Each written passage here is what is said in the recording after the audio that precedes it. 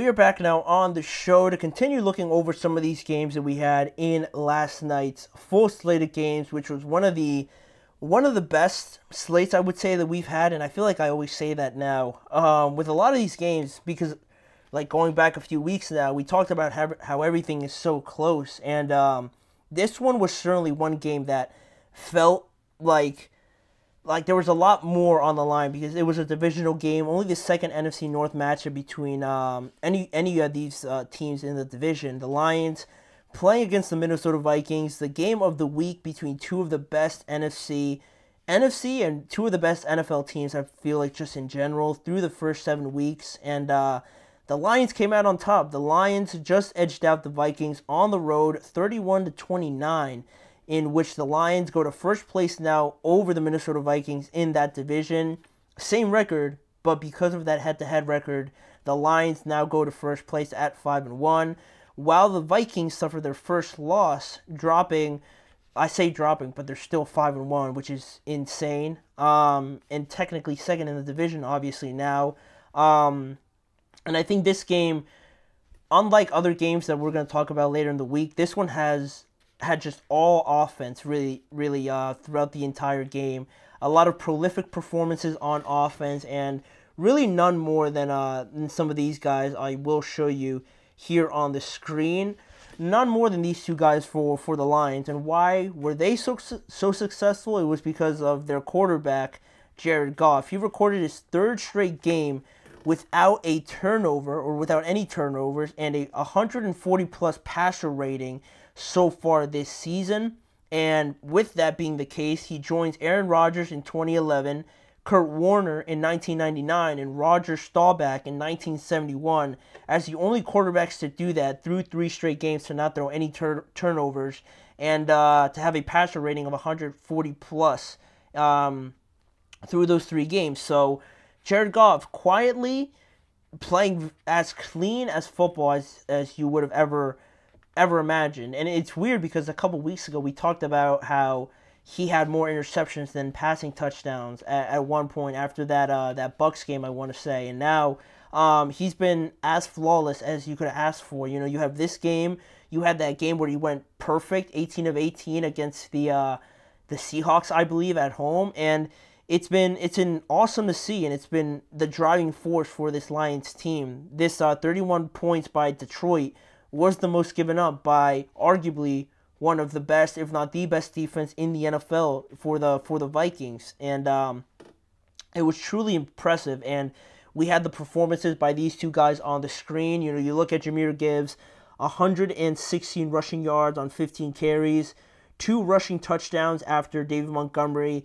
I think it was his first game all year where he didn't score a touchdown, and Jahmyr Gibbs stepped up in a big way. David Montgomery also got hurt in this game.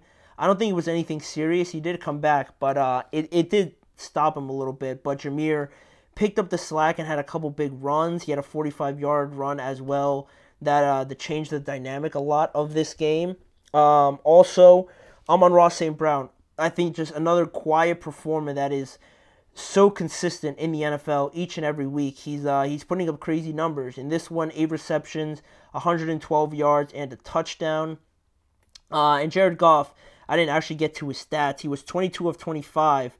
He has 280 yards and 2 touchdowns, which is, again, another clean game. Only throwing three incompletions is pretty nuts so far. And if I'm not mistaken, I think I saw some crazy stat where he has more touchdowns than incompletions or something like that over the last few weeks. It was something like that, which is insane. Just harping on my point again about Jared Goff. But we had that on one side. But it wasn't too far off on the other side also for the Vikings, where Sam Darnold had an interception, but he also threw a touchdown. He threw for 259 yards. And we talk about the incompletions for Jared Goff. Sam Darnold only had 5 of them. He was 22 of 27. And that's not to go on too much of a tangent, but those are 2 big reasons why these 2 teams, I believe, are so highly touted in the NFL, at least in my opinion, right? We're talking about efficient, clean football, and why these games are so entertaining is because we see that to the fullest extent with these 2 quarterbacks playing like they are, being as blemish free as you would love to see in the NFL. It's great to see in the NFC North. And in the running game, Aaron Jones had a pretty solid day. 93 yards, had that one touchdown to start things off, and 14 carries. And Justin Jefferson, pretty good game as well. He had 81 yards, 7 receptions, and a touchdown. Jalen Naylor also contributed. Jordan Addison. TJ Hawkinson should also be coming back in a few weeks as well. He's getting close to a return. But yeah, looking at this game and how it played out, it was like a tale of two halves, really, because Detroit surprised a lot, I'm sure, just right off of the bat, trying to fake punt on their first drive, and it didn't work, obviously, and that failed, and that led to Minnesota having great field position and scoring a touchdown to start things off. It was 7-0 after that, and Detroit punted 2 more times after that, but Minnesota only got 3 points off of those 2 punts, so in hindsight, you'd like those drives to end a little bit better, other than just 3 points. But it was still a 10-0 lead, which proved to be pretty costly because Detroit flipped a 180-degree switch in that second quarter, and they had an awesome stretch of drives in that second quarter where they scored 3 straight touchdowns to make it 21-10, just like that, in an instant, holding Minnesota scoreless. After that field goal that made it 10 points for them, they scored 3 straight touchdowns, and it just in a flash, you kind of didn't know how we got to 21-10 at that point, but it was so sudden that happened. And then also in the second quarter, it was great because it started with a touchdown for the Minnesota Vikings, or by each, I should say, to make the score 28-17. And the Vikings needed something to happen, obviously, on the defensive side to try and steal momentum back. Because after giving up 3 straight touchdowns like that, you put your defense in a spot where, all right, quite fairly, honestly, you put them in a spot that they kind of got themselves in by allowing 3 straight touchdowns. They need to respond now and, make something up after that, because the offense, for whatever reason, they were struggling. Credit to the Lions as well for creating those struggles.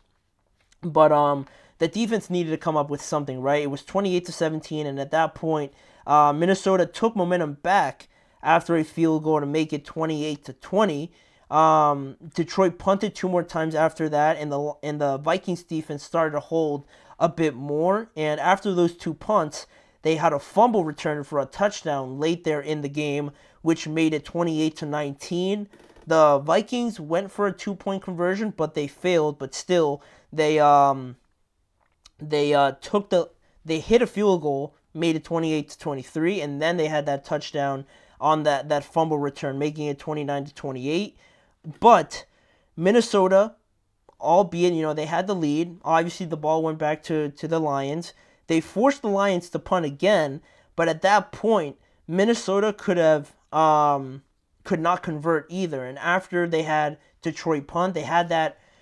Ideally, you would have liked that drive to be the last one, right, and just put it to bed, but they couldn't convert on a third down throw that Sam Darnold couldn't hit Justin Jefferson. So they left a lot of time. They went 3 and out. They left 2 minutes and 41 seconds left on the clock as they punted the ball away, obviously being in bad field position. But Detroit took advantage of that fully. They went on an 8-play drive, and they finished it off with a game-winning field goal that ultimately got us to 31-29. And you look at that 2-point conversion right off of the bat, and you might think, well, if you hit that, obviously this game's tied. But I didn't think that was a huge deal because they probably would have lost anyway if they hit it.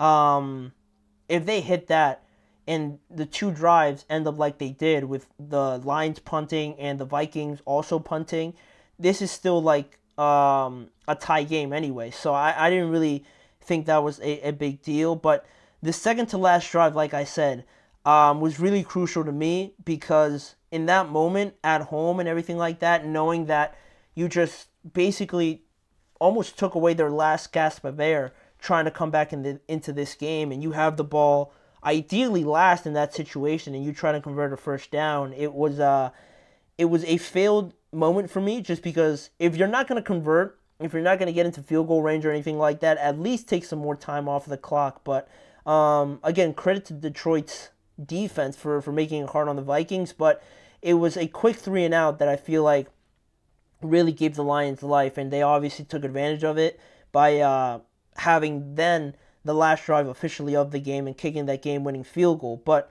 it was too quick, especially because the Lions only needed 3 points to win the game. It went too fast for me. But what I found really impressive from the Lions goes back to those 3 touchdowns that we saw in the second quarter, because all of those were not only touchdowns, obviously, right, but they were all 5+ plays drives. They were all 5 or more plays in each of those drives, and they were each 69 or more yards for each drive, which really is asserting your dominance on that defense, which again was one of, if not the best defenses in the NFL. And to go on those 3 straight drives and kind of punch back in a major way after you're down 10-0, it was so impressive to me to see that, and really just give me more assurance that this Lions team really is probably the best offense in the NFL. I don't think that's too crazy to say. And it's constantly also finding those answers to the blitzes, which the Vikings are notorious to doing. You know, a lot of different looks that they give at the line of scrimmage. And for the Lions to be so well prepared to find the answers and find quick receptions to each of those blitzes is another reason why, Ben Johnson and just this offense that they've built with Amon-Ra, with Jahmyr, and the best offensive line in the NFL. It's hard to think of a better situation. And also on the defensive end, I can't fail to mention Brian Branch, who has been playing amazing. If you don't know who that is, number 32 for the Lions, a safety sort of slot corner that does it all for them. He had an interception in this game, and he's just been playing great as well on the defensive side of the ball. But I think at this point, I would say that the Lions are the best team in the NFC. Before this, I picked the Vikings to win this game, so they would have been the best team in the NFC. But from what I saw from the Lions, standing up to this defense, they're probably the most complete team in the NFC, or they just have such a powerful offense that it's hard to beat them, even if they do give up like 29 points or something, or even more points against the Seahawks. It almost doesn't matter. But I'm not giving up hope or mailing it in on the Vikings. These two teams are probably the 2 best in the NFC. And arguably the Packers are the 3rd best, which is insane for how good that division is and how good the Packers are looking. All of those games are going to be awesome. They're probably all going to end up like these scores and these kind of numbers that we have for these players. But the Lions take this one. The Vikings beat the Packers in a high-scoring game. Now they lose a high-scoring game to the Lions. And once the Lions play the Packers, it's probably going to be more of the same, which is going to be awesome. But we'll leave that game there. One of the best games that we had in the slate yesterday. But we have one more game to go over. The scoreline doesn't suggest a great game, but the storyline around the Eagles and the Giants game, we had to talk about it. Saquon reminding everybody in New York why they should have re-signed him. Big performance from him, but also a lot of just bad moments for the Giants that we're going to talk about. So that'll be the last thing we mention on today's show. We'll be right back quickly after this break.